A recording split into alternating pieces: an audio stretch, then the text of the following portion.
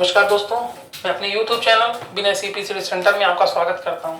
आज हम बात करेंगे नेटवर्क से रिलेटेड कुछ क्वेश्चन जो बार बार कंपटीशन एग्जाम में पूछे जाते हैं। ऐसे एग्जाम जो कंप्यूटर संबंधी प्रतियोगी परीक्षाओं के आधारित होते हैं, जैसे CPCT, पटवारी, ऑपरेटर या अन्य कोई भी एग्जाम में ये कुछ महत्वपूर्ण क्वेश्चन पूछे जाते हैं। तो शुरुआत करते हैं क्वेश्चन क्रमांक 1, पहले क्वेश्चन की।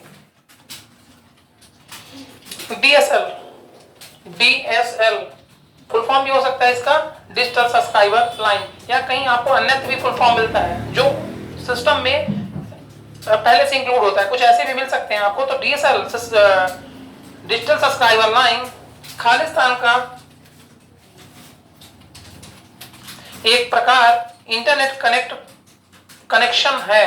तो आप सभी को पता है यह जो होता है वह ब्रॉडबैंड का एक प्रकार माना जाता है। DSL जो होता है यह एक ब्रॉडबैंड का एक प्रकार माना जाता है। अगला,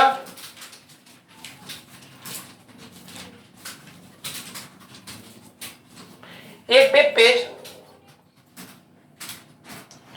का संग्रह होता है। तो एक वेब पेज किसका संग्रह होता है?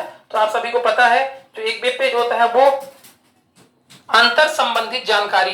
वेब पेज जो होते हैं बहुत सारे पेजों से मिलकर बने होते हैं। एक वेब पेज को डिजाइन करने के लिए विभिन्न प्रकार के पेज का सम्मिश्रण ही कहलाता है वेब पेज। वेब पेज में जो भी इंफॉर्मेशन होती है वो सब एक साथ कंटेंट के रूप में शो होने लगती हैं। तो आंतरिक जानकारी, जितनी भी आप किसी भी प्रोग्राम को बना रहे हैं उस प्रोग्राम से जो आंतरिक जानकारी होती है वो वेब पेज की श्रेणी में ही आती है, वेब पेज की श्रेणी में आएंगी। Amazon.com एक किसका उदाहरण है? तो Amazon.com एक कमर्शियल उदाहरण है, साथ में ये डोमेन नेम है। आपको पता है ये डोमेन नेम है, साथ में एक कमर्शियल उदाहरण है, आपको पता होना चाहिए। अगला पॉइंट, ये बहुत ही महत्वपूर्ण पॉइंट है, आपको हो सकता है एग्जाम में मिला हो लेकिन पेपर में कहीं ना मिला हो। मैक एड्रेस का साइज क्या होता है? मैक एड्रेस का साइज क्या होता है? बहुत ही महत्वपूर्ण क्वेश्चन है। तो आपको पता है जो मैक एड्रेस होता है उसका साइज 48 बिट्स होता है। 48 बिट्स मैक एड्रेस का साइज होता है। तो जो मैक एड्रेस है उसका साइज 48 बिट का होता है। अगला क्वेश्चन, आईपी एड्रेस का आखिरी एड्रेस में दर्शाता है। यह पुनः क्वेश्चन एक बार रिपीट करते हैं।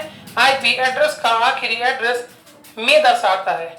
तो आपको पता है आईपी एड्रेस का जो होता है आखिरी एड्रेस ब्रॉडकास्ट एड्रेस दर्शाता है। यह नेटवर्क पर विशेष डिजाइन के लिए डेटा भेजने के लिए नेटवर्क में कनेक्ट प्रत्येक डिजाइन का एक यूनिक एड्रेस होता है।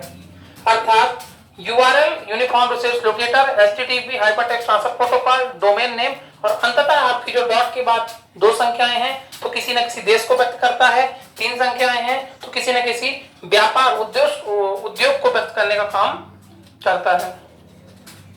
फेसबुक क्या है? आप सभी को पता है। अगला क्वेश्चन, फेसबुक क्या है?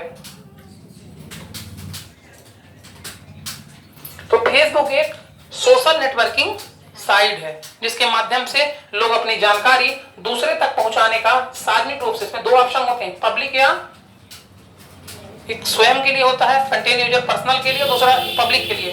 अगर आप कंटेन में पर्सनल सेलेक्ट करेंगे तो आपकी इंफॉर्मेशन कोई देख नहीं पाएगा, लेकिन आप पब्लिक कर देंगे तो जितने भी व्यक्ति फेसबुक को चला रहे हैं वो कहीं ना कहीं से किसी न किसी रूप से आपकी जानकारी को देख पाएंगे। अगला क्वेश्चन,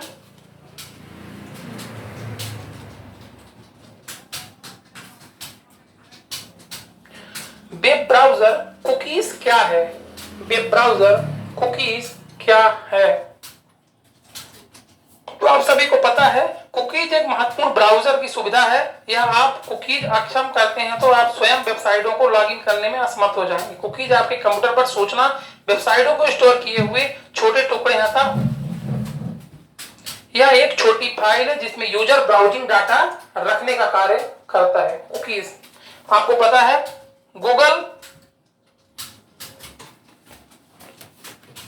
में किसी इंफॉर्मेशन को सर्च मारना गूगलिंग कहलाता है। जिस तरह गूगल में किसी इंफॉर्मेशन को आप जहां पे सर्च करते हैं उसे एक सर्च बार कहते हैं, लेकिन जो भी इंफॉर्मेशन आप सर्च करने का प्रयास करते हैं उसे गूगलिंग कहा जाता है। यह अन्य किसी सर्च इंजन में नहीं है, सिर्फ गूगल की बात कर रहा है। ना तो आप मोजिल्ला में जा वेब ब्राउजर में किसी की बात करेंगे, ये सिर्फ गूगल की बात कर रहा है। गूगल में ऐसा करने से उसे यह का नाम दिया गया है। अगला, HTML का प्रयोग किसके निर्माण के लिए किया जाता है? तो आपको पता है HTML का प्रयोग जो था मुख्यतः पेज निर्माण के लिए किया था। यहाँ पे एक मार्कअप भाषा होती है, मार्कअप लैंग्वेज होती है, और HTML का मुख्यतः उपयोग वेब पेज को डिजाइन करने के लिए किया जाता है। अगला महत्वपूर्ण क्वेश्चन,